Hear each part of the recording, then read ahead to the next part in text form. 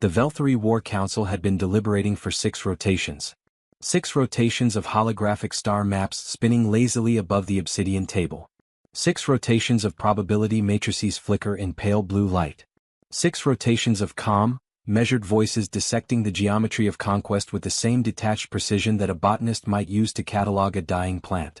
Commander Sarathol sat at the head of the table, her 4 luminescent eyes half-lidded in the particular way that indicated deep satisfaction. She was tall even for a Velthari, nearly 3 meters of bioluminescent silver skin stretched over a frame that moved like water finding its level. Graceful. Inevitable.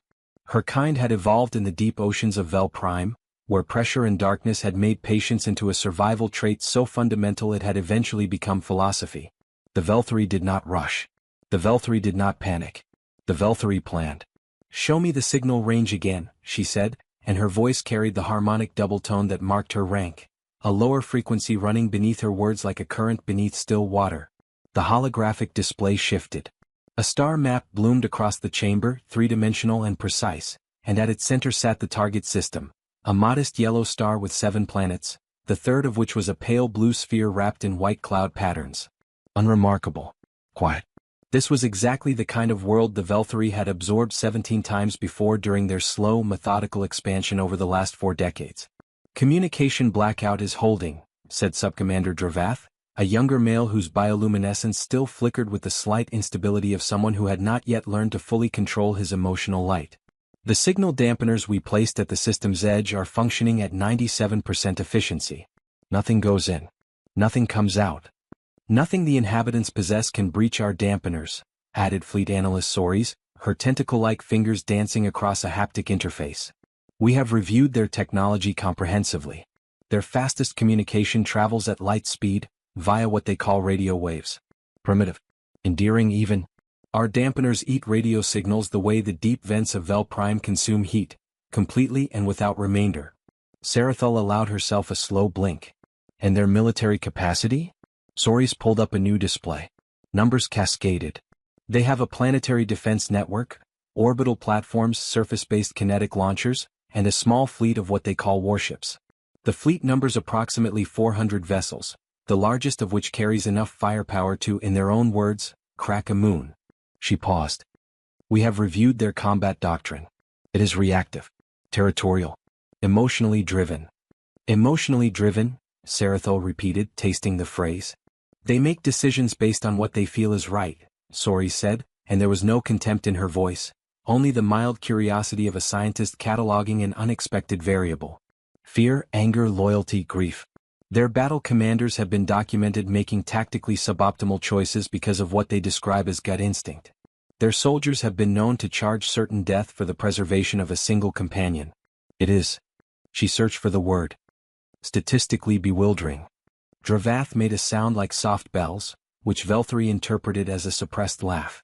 "Their largest warship is named Unconquerable."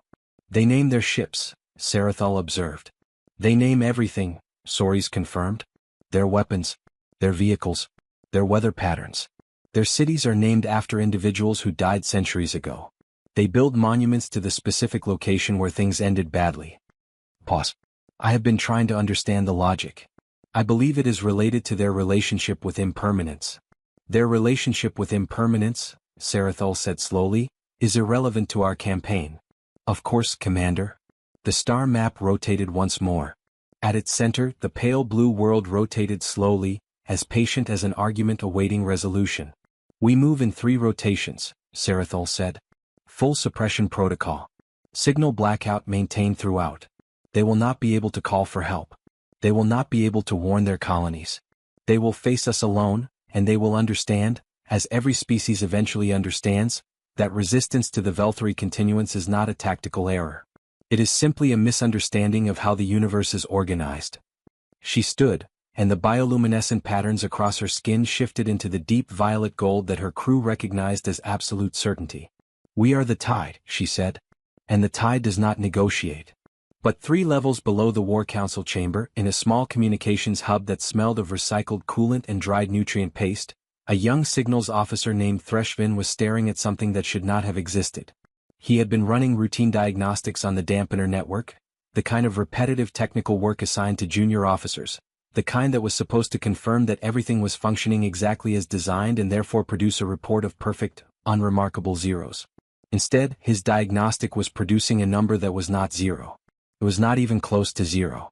Threshvin ran the diagnostics again. The number remained. He cross-referenced it against 3 separate sensor arrays. The number remained.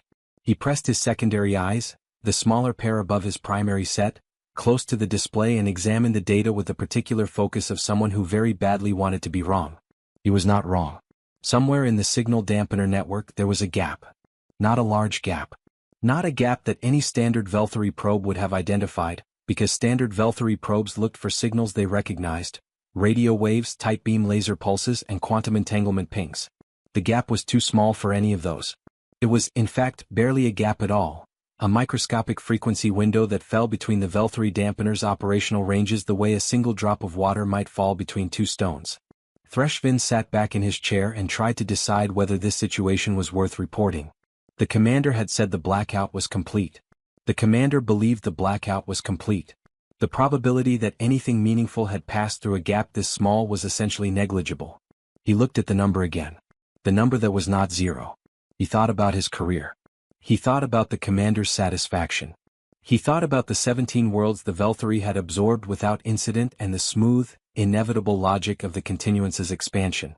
Then he thought about something one of his instructors had said years ago during his first year at the Signal Academy on Vel Prime.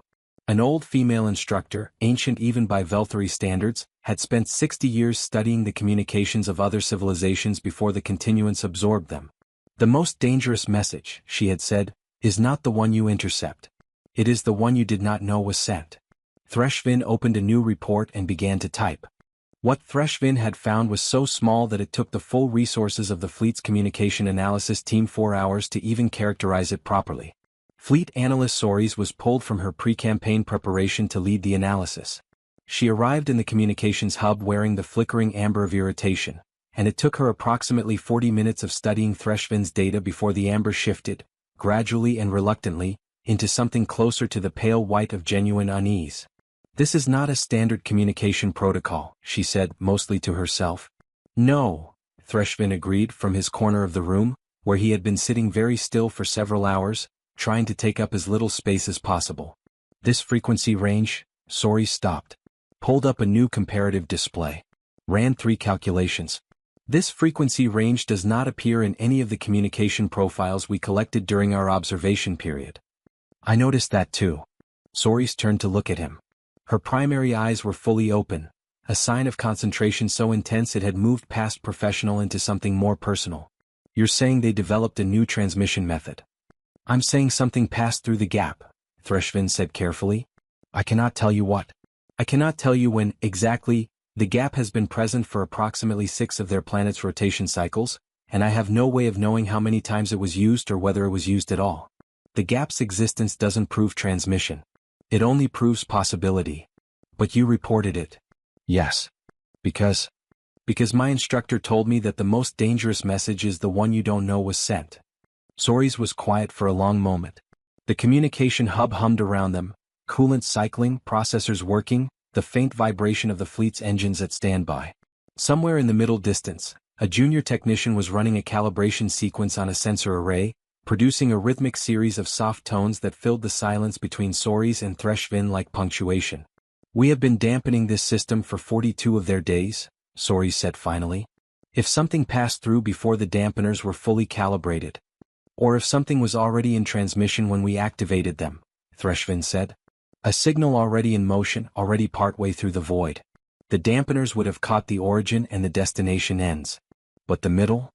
The middle was already in transit. Soris pressed her tentacle fingers together. Like closing a door on something that is already half through it? Yes.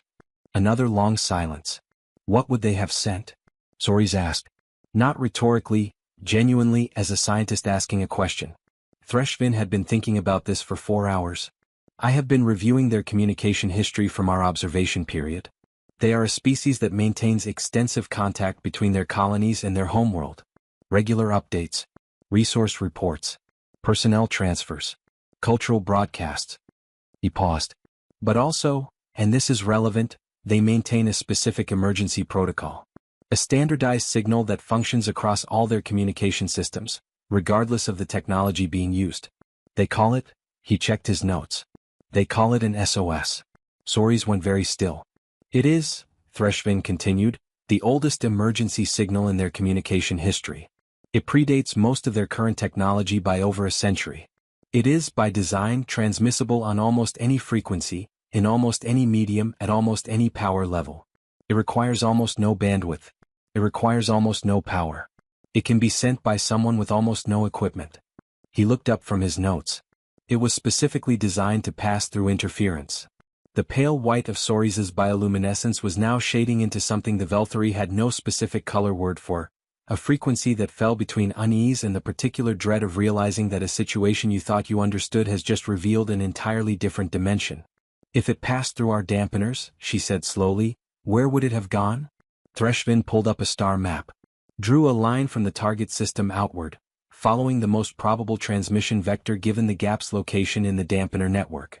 The line extended, passed through space, and terminated at a cluster of 5-star systems, approximately 12 light-years from their current position, that the continuance's expansion maps had flagged with a specific notation. Human colonial territories, contested zone, military presence confirmed.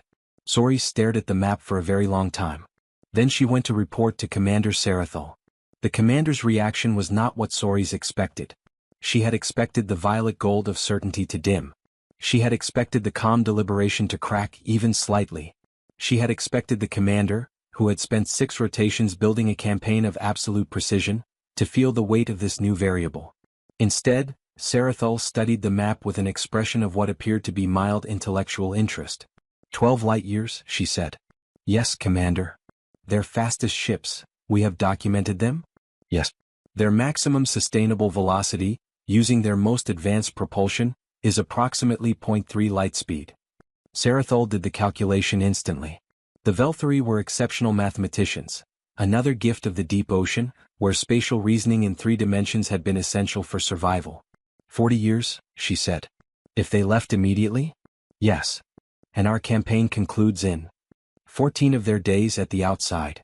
Sarathol turned away from the map. The violet gold returned to her skin, steady and unhurried. Then the SOS, if it was sent and if it was received, serves no tactical purpose. By the time any response could arrive, there will be nothing here to respond to. That is correct, Commander. Then we proceed. Soris hesitated at the chamber entrance. Something else? Sarathol asked. I have been thinking about the signal, Soris said. This raises questions about why they would send it, knowing their fastest ships could not respond in time. Knowing that help could not come. Hope, Sarathol said simply. This is a characteristic of emotionally driven species. They act on feeling rather than probability. They send signals they know are futile because not sending them feels, to them, like a form of surrender. Perhaps, Soris said. You disagree? I don't disagree. I simply find myself wondering whether we have fully characterized their communication technology. Whether there is something in their profile that we have not. Soris. The commander's voice was gentle, the way deep water is gentle, still and enormous and not particularly interested in the things that float on its surface. We have spent 3 years studying this species. We know their ships, their weapons, their tactics, and their psychology. We know them. Soris nodded once. Yes, Commander. She left the chamber. She did not stop thinking about the gap. 12 light-years away in the colonial administrative hub of New Carver Station, a structure that looked to outside observers like someone had taken a city, turned it sideways, and bolted it to a rotating asteroid. A communications officer named Specialist Maya Chen was having what she privately classified as the worst morning of her career. She was 26 years old, 3 years out of the United Earth Defense Force Communications Academy, and she had specifically requested this posting because New Carver was a quiet station. Administrative. Bureaucratic. The kind of place where nothing happened quickly enough to be alarming. The message that had arrived 22 minutes ago was threatening to revise that assessment comprehensively. Run it again, she said to the system, though she was aware that running it again was not going to change what she was seeing. The system ran it again. The result was the same. A compressed, fragmented, partially degraded signal that had arrived on a frequency so low bandwidth that New Carver's standard receivers had almost missed it entirely. Almost. New Carver Station, which helps manage communication between different inhabited systems, had special receivers designed to pick up weak signals like this one. These receivers were a holdover from the early days of space colonization when messages often got distorted over long distances, and you needed tools that could piece together a message from its simplest parts. The signal, once reconstructed, was simple. It was an SOS. Not just an SOS. The SOS protocol carried with it, in its compressed standard format, a location identifier, a timestamp, and a threat classification code, a series of numbers that corresponded to a standardized catalog of emergency types. The location identifier pointed to Earth. The threat classification code was 777. Maya Chin had been trained on threat classification codes. She knew all of them. She knew which ones meant natural disasters, which meant industrial accidents, which meant viral outbreaks, which meant civil conflicts. She had never personally encountered a 777, as it had not been used in the 40 years since the code was established. 777 meant unknown hostile force. Origin, non-terrestrial. Survival of homeworld uncertain. She picked up her direct line to the station commander. "Sir," she said when he answered, "I have a priority absolute for you." Station Commander Diego Reyes was 61 years old, gray-haired, broad-shouldered, and possessed of the particular calm that comes not from the absence of fear but from having been afraid so many times over so many decades that fear had become something more like background noise, present, informative, but not in charge. He read Maya's reconstructed signal twice. Then he read it a third time, not because he didn't understand it, but because he was the kind of person who made important decisions carefully and didn't apologize for it. "Time stamp on the signal origin?" he asked. 22 days ago, sir. The signal degraded significantly in transit. It probably passed through some kind of interference field before it cleared into open space. 22 days. Reyes set the report down. Looked out the viewport at the slow spin of the asteroid's surface. The stars beyond it were hard, fixed, and ancient. "You verified the signal authentication codes?" 3 times, sir. Authentication is confirmed. The signal originated from Earth Defense Network Station Orbital 7. It's genuine. Any follow-up signals? Nothing. This is the only transmission we've received. Given the interference signature on the signal, I believe whatever is causing the interference is still in place around the Earth system. This message may be the only signal that got through. Reyes was quiet for a long moment. Maya waited. "Pull up the deployment roster for the contested zone," he said finally. "All UEDF assets fall within the response range. I want to know what we have." Maya pulled up the roster. The silence that followed was heavy in the specific way of silences that precede decisions that cannot be undone. "Sir," Maya said carefully, "the assets in range, they're not configured for a major engagement. We have patrol frigates, a couple of destroyer-class vessels, the logistics convoy currently docked at." "I'm not looking at what's in range," Reyes said. "I'm looking at what's in range with a functioning FTL relay." Maya looked at the roster again. Understood what he was doing. "Nova Station," she said. "Captain Sable Okafor. She has a relay array and a direct line to—" "Get me Okafor," Reyes said. "Right now." "Inchin." "Sir?" "Good catch on the signal." "Excellent catch." In the next 40 minutes, 3 brief and intense conversations took place on 3 different stations in 3 different star systems, each conducted by people trained to move quickly when speed was essential. The third conversation was between Station Commander Reyes and a voice that most people in the UEDF never heard directly, a voice that belonged to an office that existed in documents as Fleet Coordination Command and in practice as the single point of authority over the largest assembled military force humanity had ever built. The voice on the other end of the relay was calm, unhurried. It asked 3 questions: location, threat code, and signal age. Reyes answered all 3. There was a pause of approximately 4 seconds. "Understood," said the voice. "Authorization confirmed. Implement Protocol Hearthstone." Reyes closed the channel. He sat in his office for a moment longer, just a moment, looking at the stars. Then he stood up because there was work to do. In the history of human civilization, certain things had been built not because anyone expected them to be used, but because the people doing the building had looked at the shape of the universe and decided that not building them was a form of recklessness they couldn't live with. The pyramids, the Great Wall, the nuclear deterrence networks of the 20th century. Protocol Hearthstone was that kind of thing. It had been developed 23 years before the Velthari fleet arrived at the edge of the solar system, in the immediate aftermath of humanity's first confirmed contact with another spacefaring civilization, a contact that had been peaceful, ultimately, but had made several very serious people in several very serious rooms realize that humanity had been walking through the galaxy with neither map nor weapon, operating on the optimistic assumption that other civilizations would be friendly. The optimistic assumption had been partially correct. The civilization they'd encountered had been friendly. But the head of UEDF strategic planning at the time, a woman named Admiral Constance Ye, who had a habit of asking the questions no one else wanted to ask, had stood up in a briefing room and said, "What if the next one isn't?" The room had been quiet. "What if," she had continued, "the next one jams our communications first? What do we do? How do we respond? How do we coordinate across 12 light-years of vacuum when someone has cut our radio lines?"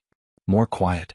"Because if we can't answer that question," she had said, "then every colony we establish is a hostage we're giving to whoever shows up next." Protocol Hearthstone was Admiral Yes' answer to her own question.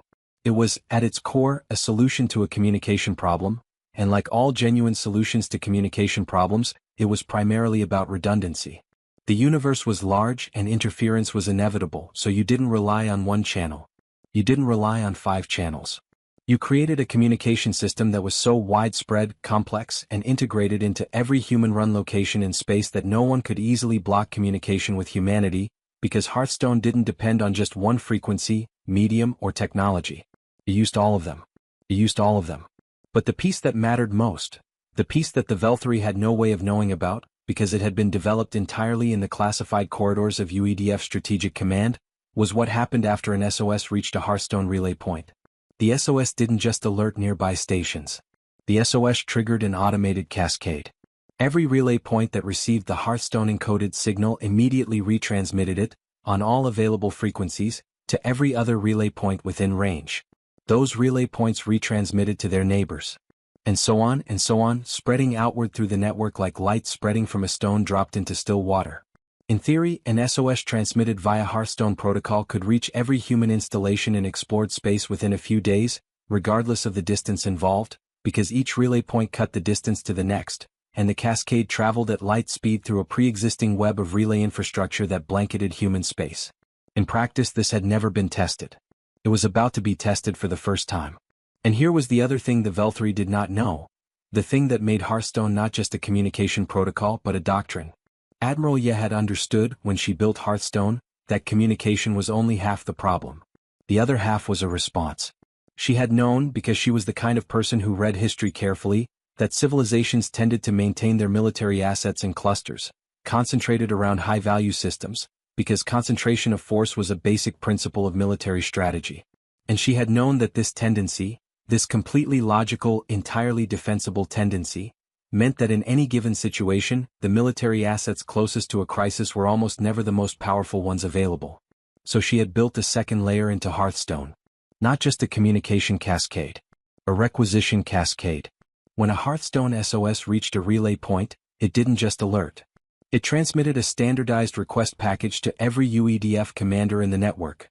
Current location, current readiness, and current travel capacity. And it tagged, automatically, every commander within viable response distance. Not response distance defined by the speed of their ships, but response distance defined by the specific FTL capacity that humanity had been quietly and methodically developing for the last 18 years, ever since a materials scientist named Dr. James Osei had figured out, essentially by accident, that certain configurations of exotic matter could be used to fold the topology of local spacetime in ways that reduced effective travel distance by a factor of several hundred. They called it a fold drive. The Velthari, in their 3 years of observing humanity, had documented human ships with maximum sustainable velocities of approximately 0.3 light speed.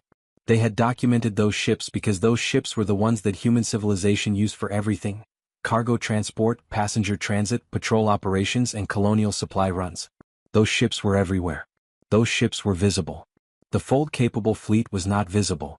The fold-capable fleet was not used for cargo transport or passenger transit or patrol operations. The fold-capable fleet had exactly one purpose: to be wherever it needed to be, faster than any observer had reason to expect. It lived in deep space, far from colonies, stations, and inhabited systems, moving on long, slow patrol routes through the empty darkness between the stars, maintaining communication silence except for the automated Hearthstone relay checks that each ship performed every 6 hours. The Velthari had never seen them. The Velthari did not know they existed. Because Admiral Ye, 23 years ago in a briefing room on Earth Station Prime, looking at the stars through a viewport and thinking about the shape of the universe, had understood something that the Velthari Continuance's carefully assembled intelligence profile of humanity had entirely missed. Humanity was not what it appeared to be. Not because they were hiding something exactly. More because they had spent their entire evolutionary history on a world that was trying very actively to kill them, and they had developed, as a consequence, a specific relationship with danger that no other spacefaring species the Velthari had ever encountered had developed. They planned for worst cases they hoped would never come. They prepared for eventualities they hoped would never arise. They kept the things they most feared losing hidden from sight because visible things could be targeted, and the things they most feared losing were each other. Back in the solar system, the Velthari campaign proceeded with the precision of a mathematical proof. The fleet emerged from deep transit on day 1, 47 vessels of varying class, arranged in the particular formation that Sarathol favored for contested approach scenarios. It was a formation that suggested both overwhelming strength and careful deliberation, the way a master playing a board game might arrange pieces to show that every response had been anticipated. Human orbital sensors detected them within minutes. The response from Earth Defense Network was immediate. All orbital platforms to active status, all available fleet vessels recalled from patrol routes and ordered to defensive formation around the planet, and all surface-based launchers brought online. It was, by any objective measure, an impressive response. It was also, by the same objective measure, insufficient. The Velthari fleet outmassed the combined Earth defense in every relevant category: raw tonnage, weapons yield, shield capacity, and redundant systems. The engagement probability models in Sores's analysis matrices were giving humanity approximately a 14% survival chance in a direct confrontation, and that 14% depended on the humans choosing their moment correctly, pressing every tactical advantage they had, and encountering some meaningful equipment failure on the Velthari side. Sarathol reviewed the models and set them aside. She did not need models to tell her what she already knew. "Open a communication channel," she said. Dravath looked up. "Commander? We always offer terms first," she said. "Offering terms is not a weakness. It is efficiency. We have absorbed 6 species with terms alone and absorbed 11 more with terms followed by demonstration and then terms again. The goal is incorporation, not destruction. The humans have qualities we find fascinating. Their labor, their creativity, their peculiar resilience, all of it has value to the continuance." She settled back into her command posture. "Open the channel." The channel opened. Commander Sarathol, speaking across the void to a species she had studied for 3 years, delivered the offer that the continuance had made 17 times before, in 17 different star systems, to 17 different civilizations that had each, in their own way, eventually understood she was right. "You are not being destroyed," she said. "You are being elevated. The Velthari Continuance offers you a place within the largest and most stable civilization in this region of the galaxy. Lay down your weapons. Open your systems. Accept incorporation. Your culture will be preserved in the archives. Your people will continue. Choose survival."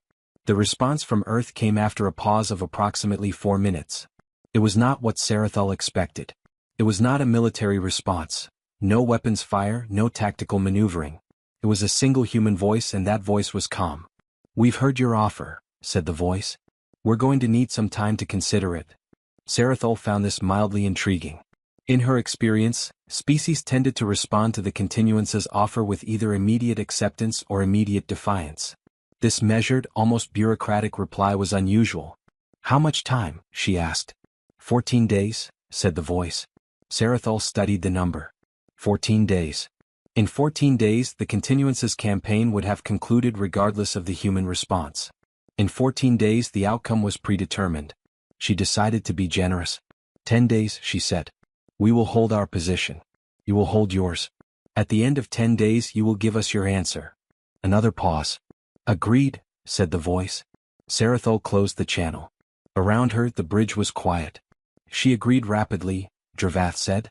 "Desperate species agree quickly," Soris replied from her analysis station.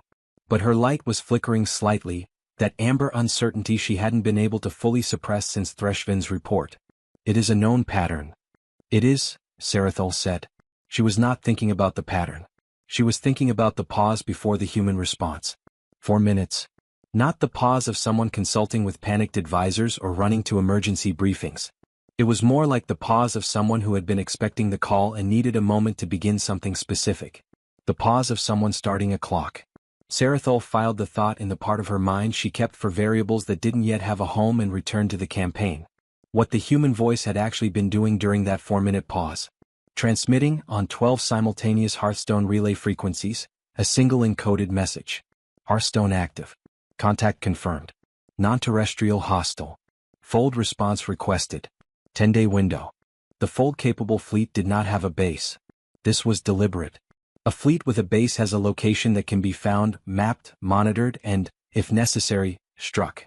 A fleet without a base is simply part of the universe, moving through it at its own pace, going nowhere in particular, impossible to locate unless it wanted to be located. There were currently 212 fold-capable vessels in the UEDF Deep Patrol Fleet. The largest of them was called Designation 9 in official records and Caro by her crew, a name that had emerged organically over the 7 years she had been in service, meaning approximately nothing in any formal language but carrying, in the informal vocabulary of her crew, a sense of something like, the one that keeps going. The ship that wouldn't stop. The one you called when stopping was not an option. Caro was 1.8 kilometers long. Her fold drive could move her approximately 14 light-years in a single fold event, with a recharge time of 19 hours between folds. She was currently in a region of space that appeared on no map humanity had distributed to any external party, performing the slow patrol loop that she had been performing for 7 months, and her captain was in the middle of a meal in the officer's mess when the Hearthstone signal arrived.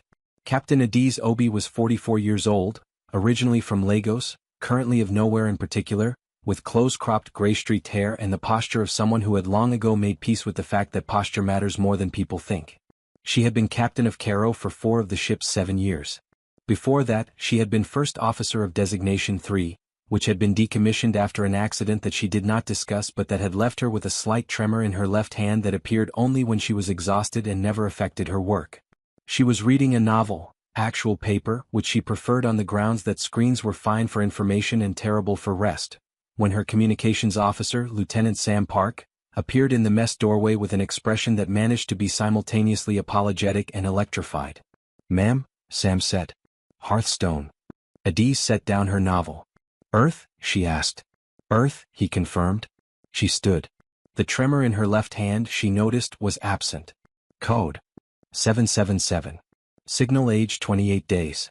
Cascade confirmation from 14 relay points. The signal has been authenticated across the entire network. He paused. "It's real, ma'am." Adiz walked past him out of the mess toward the bridge. She did not run.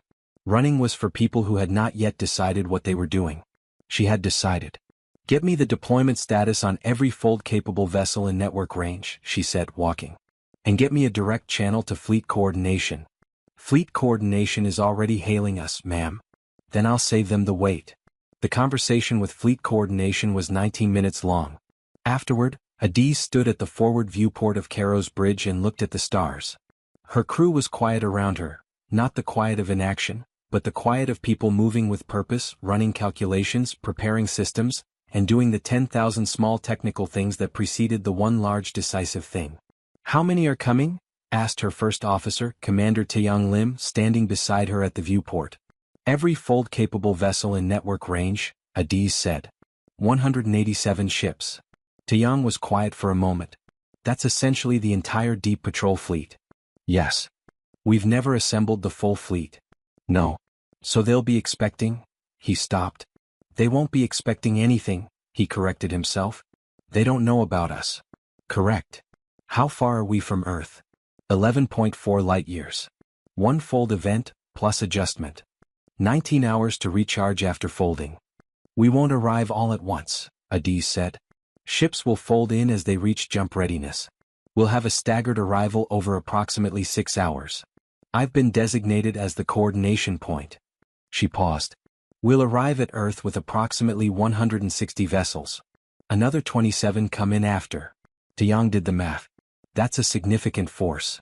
"Yes. Against what we know about the Velthari fleet." "The numbers are competitive," Adiz said. "The Velthari have 47 vessels. We know their weapons profile from the preliminary intelligence Earth defense transmitted. We've run engagement models." She turned from the viewport. "We have a good fight." Taeyong looked at her. You don't sound uncertain. I'm not uncertain about the fight, she said. I'm uncertain about whether there needs to be one. She walked toward her command station. The Velthari offered terms. Earth's rep asked for 10 days. We arrive in roughly 30 hours. That provides us approximately 8.5 days before the deadline. Enough time for negotiation. Perhaps. She settled into the command chair.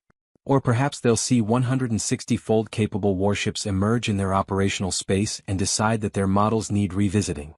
She looked at her crew. All of them paused for a moment, in that particular stillness that comes just before a significant beginning, looking at their captain. Let's go home, she said. And Caro folded. Threshvin had not slept in 2 days. This was not unusual for him during campaign periods. His body ran better on short rest cycles than most Velthari, a quirk of his physiology that had made him good at communications work and bad at social functions, where other officers would be deep in their rest cycles by the time he was still alert and looking for something to occupy his mind. He had spent the 2 days running calculations he had no authorization to run on a personal pad he kept in his bunk rather than on the official fleet systems because he had a feeling, and Threshvin was suspicious of his feelings because feelings were not data, but this one was persistent in the way that good signals were persistent, that he was still missing something about the gap. The gap in the dampener network had been too small to matter. The gap through which something might have passed 22 days ago. He kept returning to the frequency window. The specific range fell within the operational parameters of the Velthari dampeners. He had initially assumed the frequency range was accidental, a limitation of the dampener technology, a microscopic oversight in the calibration. But the more he studied the human communication profiles, the more he noticed something that unsettled him. The humans had been using this frequency range for approximately 18 years. Not continuously. Not for regular communication. But across the historical record of their transmissions, there were isolated examples of signals in this exact frequency window. Always brief, always highly compressed, always seemingly unrelated to the main body of human communication traffic. And always, occurring within the period immediately following a military exercise. He pulled the records, mapped the timing. Cross-referenced with the exercise logs he had in the observation database. Every time humanity ran a large-scale coordinated military exercise, in the days following, there were these brief compressed signals in the dead zone frequency range. Like calibration checks. These signals served as a means of verifying the continued functionality of the network. It is like testing a system you need to trust with something important. Threshvin sat in his bunk with his pad on his knees and the cold feeling in his chest that he had learned, over the course of his career, to pay cautious attention to. He went to find fleet analyst Soris. Soris was in her analysis bay, running engagement probability models for the 3rd time, and she looked up when Threshvin entered with the expression of someone who had not slept well either and whose bioluminescence was carrying more amber than she would have preferred. Threshvin showed her his pad without speaking. She read it. She read it again. She sat back in her chair. 18 years, she said. Yes. They've been using this frequency range for 18 years. Intermittently. But consistently in this specific context. Military exercises. Soris pressed her fingers together. So the frequency window is not a limitation they don't know about. It's a channel they've been deliberately maintaining. That's my interpretation. They've been calibrating a network that operates in the dead zone of our dampeners. Threshvin said, every dampener system developed in this region of space over the last 40 years. I cross-referenced with the communication suppression profiles of every continuance fleet that has operated in this sector. The frequency window appears consistently. Whatever they're transmitting in this range, it was designed to pass through interference that current technology produces. Soris was hushed.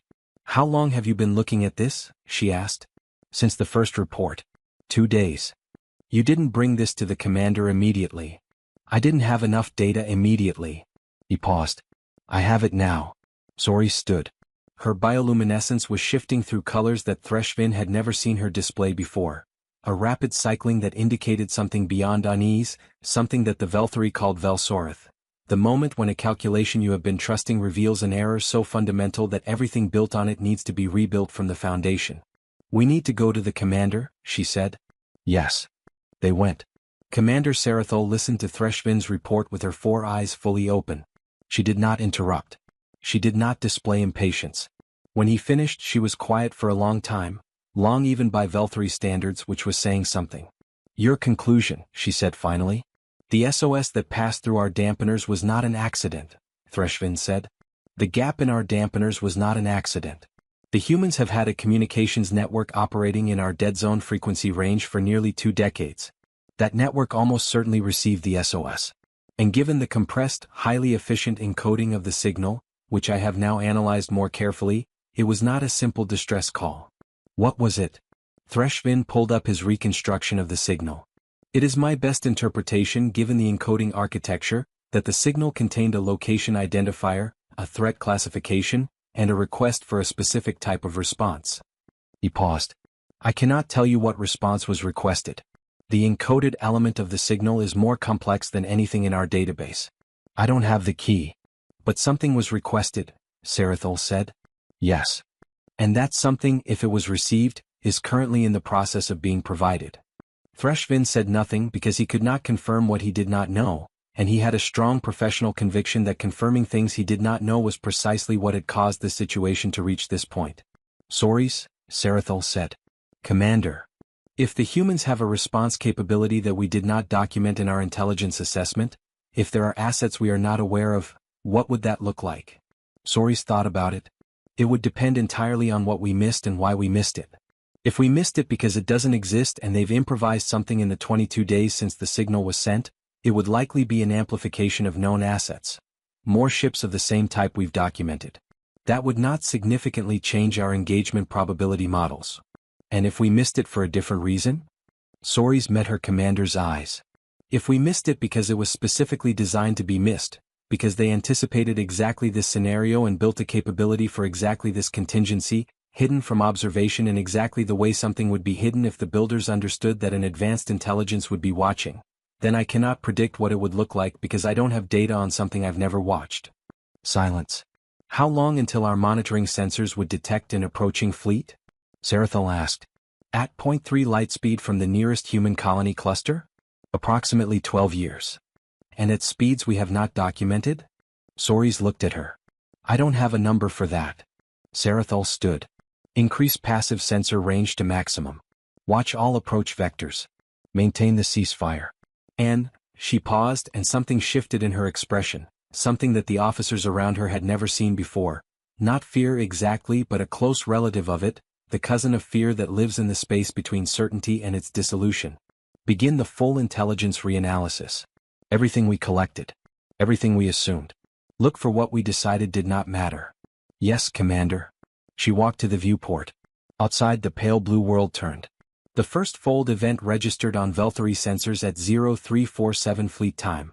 A gravitational fluctuation approximately 200,000 kilometers from Caro's designated emergence point, followed by the sudden presence of a ship that had not been there a moment before. Then another.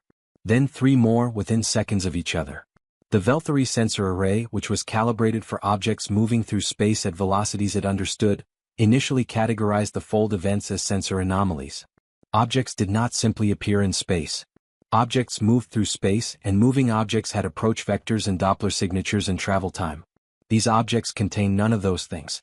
They were simply there. Threshvin was at his station when the first anomaly report came in. He stared at it for 1 second. Opened a direct channel to Fleet Analyst Soris. Said one word. Sensors. She was at his side in 40 seconds. The anomaly count by the time she arrived was 11. By the time she opened her analysis interface, it was 24. By the time she ran her first characterization query, it was 41. They're ships, she said. Unnecessary thing to say, she could see they were ships. But sometimes you needed to say the unnecessary thing before you could say the necessary one. How are they getting here? Threshvin asked.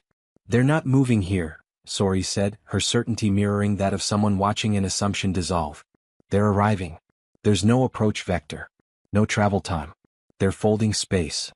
That technology doesn't. It didn't exist in our intelligence profile, she said. It exists now. The count reached 63. Threshvin picked up the commander's direct line. On the bridge to Caro, Adiz watched her tactical display fill with the slowly growing symbol cluster that represented the assembling fleet. 63 ships so far. More arriving every few minutes. Around her, the bridge was quiet with purpose.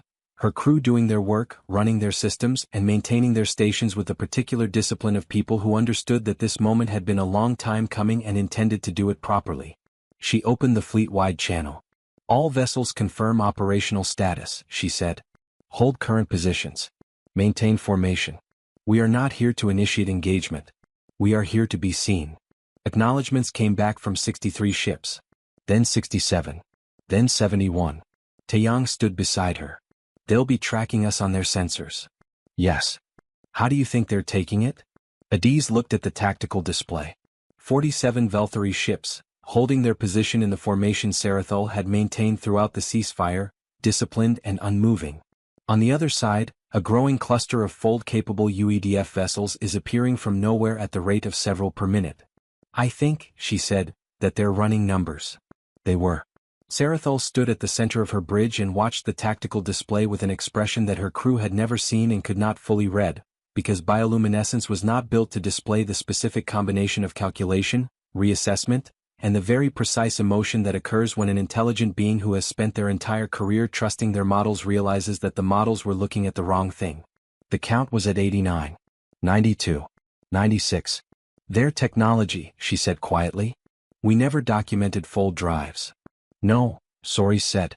We observed no ships with fold drives in our intelligence collection period. Because they kept them hidden? Yes. For exactly this contingency. Sori's was quiet. They anticipated us, Sarathul said. Not us specifically perhaps, but something like us. An advanced force with communication suppression capabilities. They built a response network specifically designed to operate in a communication blackout, and they hid the response fleet especially so it would not appear in any intelligence assessment. She watched a new fold event register, 104 vessels now. They knew that the first thing a sophisticated aggressor would do is study them. So they showed the sophisticated aggressor what they wanted it to see. The .3 lightspeed ships, Sori said. The 400-vessel defense fleet. The reactive, emotionally driven battle doctrine. Sarathul's bioluminescence was shifting very slowly, cycling through colors at a pace that suggested deep internal processing. All of it is real. All of it visible. And all of it, not all of it but enough of it, designed to be seen by someone looking for what they expected. 109. 114. The emotionally driven part, Threshvin said from his station across the bridge. He said it quietly, almost to himself, but the bridge was quiet enough that everyone heard it. Sarathul looked at him. We thought their emotional decision-making was a weakness, he said. The charging into certain death for a companion. The futile signals sent from a surrounding system. He paused. But an SOS from a dying world with no rational expectation of rescue, that's not irrational. It's the signal that activated a network that just put 114 warships in our operational space in less than 3 hours. The bridge was hushed. SYMGJ, Threshvin said, a phrase in the old Velthari dialect that had no direct translation but carried the meaning of something like, from this point I understand differently. 147 ships. The fold events had slowed to a trickle, one every few minutes now rather than the rapid cascade of the early hours. The fleet was nearly assembled. Karo sat at its center, and around her in every direction, the discipline of the formation held. Adiz had been awake for 21 hours. She did not feel it. This was a thing she had noticed about herself over the years, that at a certain level of focus, the body forgot to be tired. It was not sustainable. She knew it wasn't sustainable. But it was real and she was grateful for it. We're receiving a hail, Sam said. From the Velthari flagship? Yes, ma'am. Adiz straightened in her command chair. Took a breath. Put it through. The voice that came through was not what she expected. She had half expected the sonorous, confident tone of a species accustomed to being obeyed. Instead the voice was calm. Measured. Carrying within it, through the translation algorithms, a layered quality, a double tone, a lower frequency under the words, that the translation software rendered somewhat imperfectly but that conveyed, unmistakably, a quality of careful thought. This is Commander Sarathul of the Velthari Continuance, the voice said. I am speaking to the commander of the assembled fleet. Captain Adiz Obi, Adiz said. UEDF designation 9. You're speaking to the right person. Pause. You hid them, Sarathul said. Yes. The fold drives also. Yes. For how long? The fold drive program has been operational for 18 years. The deep patrol fleet has been active for 14 years. Another pause, longer this time. Adiz waited because she was the kind of person who understood that some silences needed to run their course. How did you know we were coming? Sarathul asked. We didn't know it would be you specifically, Adiz said. We knew it would be someone. Eventually. The galaxy is a large place and we've only been spacefaring for a few hundred years, but we've met enough of our neighbors to understand that not all of them are friendly. And we'd already encountered your expansion pattern. Absorbed species, suppressed communications, offers made after total strategic encirclement. She paused. Your continuance absorbed a civilization called the Thressi approximately 60 years ago. They had made contact with us before your arrival. We knew them. We knew what happened to them. Silence on the Velthari end. We built Hearthstone, Adiz continued, because we decided that if someone tried to do to us what happened to the Thressi, cut us off first then demand surrender, we weren't going to let the cutoff work. The Thressi accepted incorporation, Sarathol said. They didn't have a choice, Adiz said. We made sure we would have one. The silence lasted for almost a minute. Adiz waited through it. You have 147 vessels, Sarathol said finally. We have 47. I have run the engagement models. So have I. A direct engagement would not favor us. No. But it would cost you significantly. Yes, Adiz said honestly. It would. A Velthari fleet fighting defensively with their backs to empty space. We've modeled that too. You take a meaningful percentage of my fleet with you. Meaningful ships. Meaningful people. She let the word people sit in the transmission for a moment. I'd rather not. As would I, Sarathol said. For different reasons perhaps than you might assume. Tell me your reasons, Adiz said. Another pause. The continuance doctrine holds that conflict is inefficiency. The goal of absorption is to preserve viable species and eliminate destructive chaos. We do not seek to kill. We seek to incorporate. The destruction of the human fleet and the subsequent incorporation of your species by force would be a pause. It would mean the loss of the qualities that made you worth studying in the first place. We're not interested in incorporation, Adiz said. I understand that now. Understand it fully. We will not agree to it. Not under any terms. Not as a compromise. We are not seeking a deal that gives you some portion of what you came here for. And yet you haven't fired, Sarathol said. Neither have you. A long silence. What do you want? Sarathol asked. And the way she said it, the harmonic double tone carrying something that the translation algorithm rendered as exhaustion and recalibration both at once, suggested that she was asking a genuine question. Not a tactical question. A real one. Adiz leaned forward slightly. I want you to leave, she said. I want you to go back to wherever the continuance assembles its councils and makes its plans, and I want you to report what happened here. I want the people who decide which civilizations to study and which to absorb to understand that humanity is not a subject for that calculus. She paused. And I want the Thressi. I want to know where they are and what condition they're in, and I want a process established for communication between them and us. They were our friends before you took them. I'd like that back. Silence. You are, Sarathol said slowly, a more complicated species than our models suggested. People usually are, Adiz said. Fleet analyst Sori spent the next 4 hours doing something she had never done before in her professional career. Systematically identifying every assumption in the humanity intelligence assessment and testing it against the new data. It was a deeply uncomfortable process. Not because the work was difficult. She was exceptional at her work and the methodology was straightforward. It was uncomfortable because of what she found. The assumptions were not wrong in the way intelligence assumptions usually went wrong, by over-relying on incomplete data or by failing to account for known variables. They were mistaken in a more fundamental way. They were mistaken because the frame was wrong. The continuance had built its understanding of humanity around a simple comparative model. Here is what a space-capable species at this stage of development typically looks like, and here is how humanity maps onto that template. The template included a military capacity, a communication infrastructure, a political structure, a set of observed behaviors and documented tendencies. Everything on humanity's surface matched the template well enough.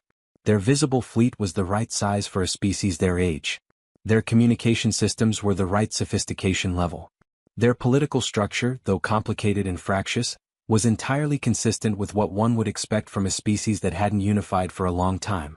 The issue with the template was its assumption that the surface represented the entire picture. For most species, the continuance had studied it. But humanity, Soris realized, had built their society around a distinction that the template didn't have a category for. The distinction between what you show and what you have. She pulled the historical human records, The full archive, not the excerpted profile she had been working from, and started reading. She read about military history, about arms races and deterrence theory and the doctrine of mutually assured destruction, that humanity had somehow survived despite the logic of it being collectively suicidal. About the long tradition of maintaining strategic reserves, kept secret, kept quiet, kept ready. She read about something they called operational security, a phrase that expanded the more she dug into it from a simple military concept into something more like a cultural philosophy. The understanding, built into the bones of human strategic thinking over centuries, that the information your opponent has about you is itself a weapon they hold, and you can shape that weapon by choosing what information to let them have. They had not hidden the fold fleet by accident. They had not maintained communication blackout resistance because they happened to have the right technology. They had done all of this, all of it, every piece, because they had sat down at some point in the past and asked the question, what would a sophisticated aggressor do first? And having answered that question, they had built their response around it. Soris closed the archive and sat in the silence of her analysis bay for a while. Then she wrote a report. The report was addressed to Commander Sarathol, but it was really addressed to the Continuance Council, who would receive it when the fleet returned. It was titled, in the precise formal language of Velthari military analysis, something that translated approximately as, on the failure of template-based intelligence assessment when confronting a species that has anticipated your methodology. It was the most important report she had ever written. It began, we did not study humanity. We studied our idea of humanity and mistook the idea for the thing. Commander Sarathol read the report once. Then she set it down and looked out at the stars. In 17 previous campaigns, she had never received a report like this. In 17 previous campaigns, the intelligence had been correct, the models had held, and the outcome had been what the mathematics predicted. She tried to find in herself the feeling she expected to be there, the feeling of failure or humiliation, or the specific frustration of a carefully constructed plan encountering the world's refusal to cooperate. She found something different. She found curiosity. The Velthari were, at their core, a species that had evolved in the deep ocean, in a world of patience and pressure and the slow, inevitable logic of physical law. They had taken that evolutionary heritage and built a civilization from it, patient, precise, deliberate, and certain. And that certainty, she saw it now, sitting with Soris's report in her hands, was the thing that had blinded them. They had been certain about humanity. And humanity had known they would be. And humanity had built an entire strategic infrastructure around that certainty. HFY, she thought. At this point, I understand differently. She went to the communications bay to continue the conversation with Captain Obi. Fleet analyst Soris spent the next 4 hours doing something she had never done before in her professional career. Systematically identifying every assumption in the humanity intelligence assessment and testing it against the new data. It was a deeply uncomfortable process. Not because the work was difficult. She was exceptional at her work and the methodology was straightforward. It was uncomfortable because of what she found. The assumptions were not wrong in the way intelligence assumptions usually went wrong, by over-relying on incomplete data or by failing to account for known variables.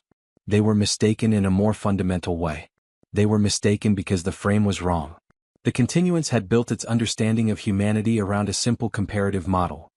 Here is what a space-capable species at this stage of development typically looks like, and here is how humanity maps onto that template. The template included a military capacity, a communication infrastructure, a political structure, a set of observed behaviors and documented tendencies. Everything on humanity's surface matched the template well enough. Their visible fleet was the right size for a species their age. Their communication systems were the right sophistication level. Their political structure, though complicated and fractious, was entirely consistent with what one would expect from a species that hadn't unified for a long time. The issue with the template was its assumption that the surface represented the entire picture. For most species, the Continuance had studied it. But humanity, Soris realized, had built their society around a distinction that the template didn't have a category for. The distinction between what you show and what you have.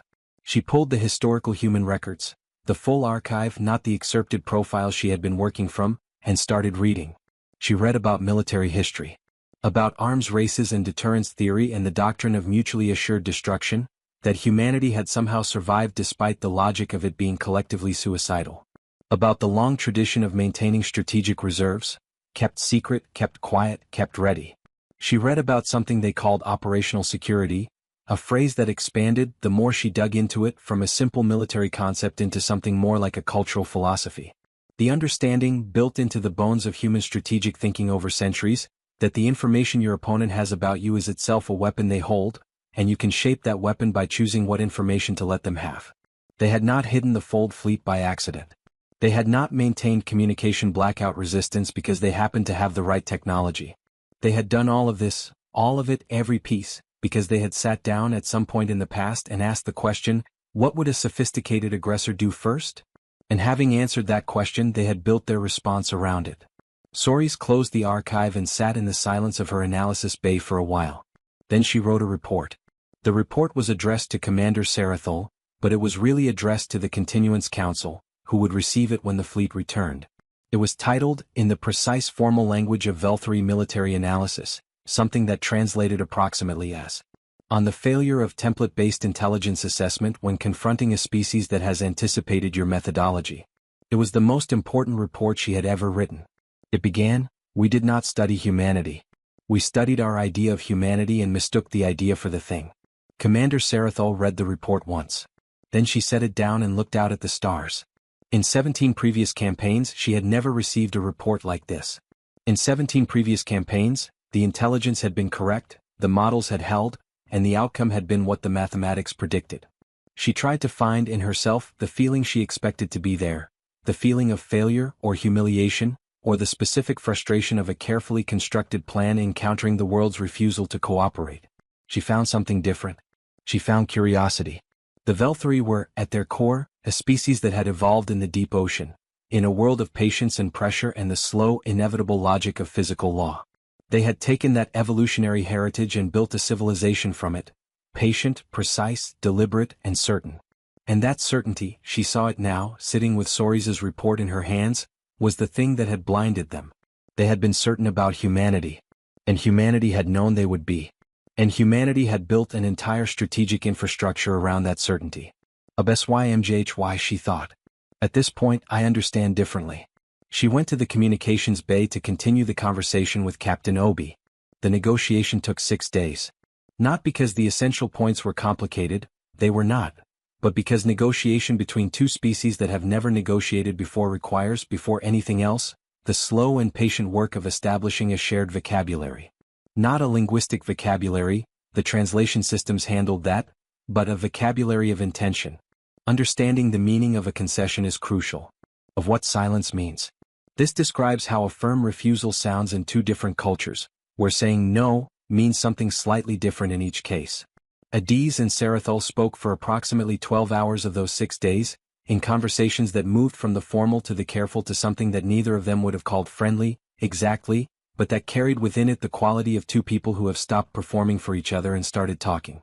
Sarathol, it turned out, had spent more time reading about the Thresi than any of her officers knew. The Thresi were a species that had been pacifist by philosophy rather than by timidity. They had not been unable to fight the Continuance but had chosen not to, on the grounds that a war would destroy what they most valued: their art, their knowledge, and their accumulated culture. The Continuance had incorporated them and, as promised, preserved all of it in the archives. Do they know? Adiz asked in one of the later conversations. The Thresi. Do they know what was preserved? They have access to the archives, Sarathol said. Do they choose to access them? Pause. Less frequently than we expected. Because preserved culture isn't the same as living culture, Adiz said. Archive material doesn't talk back. It doesn't change. It doesn't grow. It's a fossil, not a species. She paused. You can't preserve people by recording them. Another pause, longer than the ones before. Adiz had started to understand what Sarathol's pauses meant. This was the pause of genuine reconsideration. This is a thought that is held up to the light and examined from a new angle. We believed, Sarathol said, that the archive was a gift. I know, Adiz said. I believe that you believe that. And the preservation of the knowledge is real, and the Thresi are alive and not suffering. I'm not calling it nothing. She paused. I'm saying it wasn't enough. And I think you're starting to understand why. Because they lost the ability to make new things, Sarathol said slowly. Because they lost the ability to make new things on their terms, Adiz said. In response to their questions. In conversation with their history, which keeps changing because they keep changing. A culture that cannot respond to itself will stagnate. And a culture that can't grow is preserved, Sarathol said.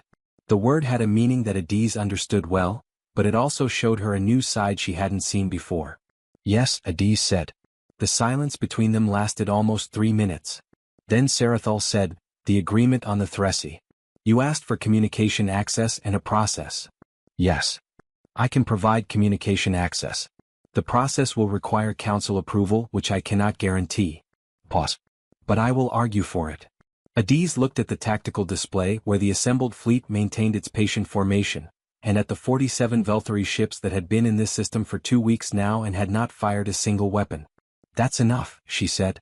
The final agreement was not, by military standards, dramatic. No territory changed hands. No species surrendered. No weapons were destroyed or surrendered or formally catalogued.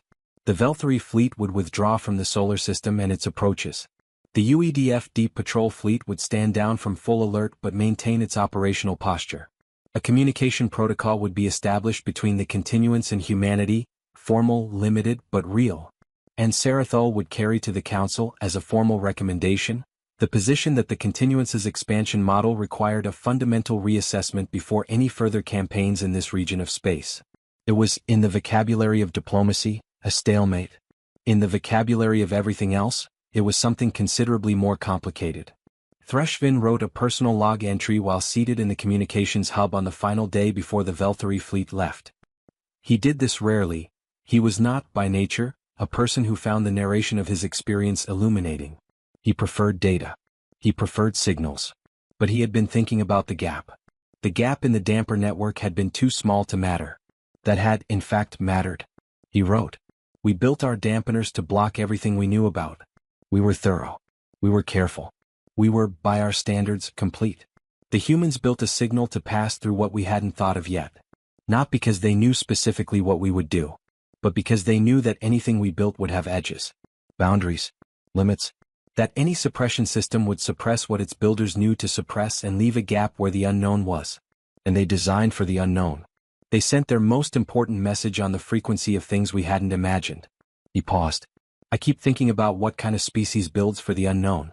It requires a specific relationship with your own limits, an acceptance that you cannot anticipate everything, followed by the decision to act anyway. It requires the ability to construct a signal that may never be received, to send an SOS that might never arrive, to keep a fleet hidden in the dark for 14 years on the chance that someday you would need it. It requires a tolerance for uncertainty that we do not have, or did not have. HFY. He closed the log entry. Outside the viewport, the blue world turned. 6 months later, on a Wednesday afternoon in the northern hemisphere of Earth, a woman named Dr. Sarah Okonkwo sat in a park in Columbus, Ohio, ate lunch, and watched a dog run across a stretch of grass. She thought about nothing in particular. She was a xenolinguist.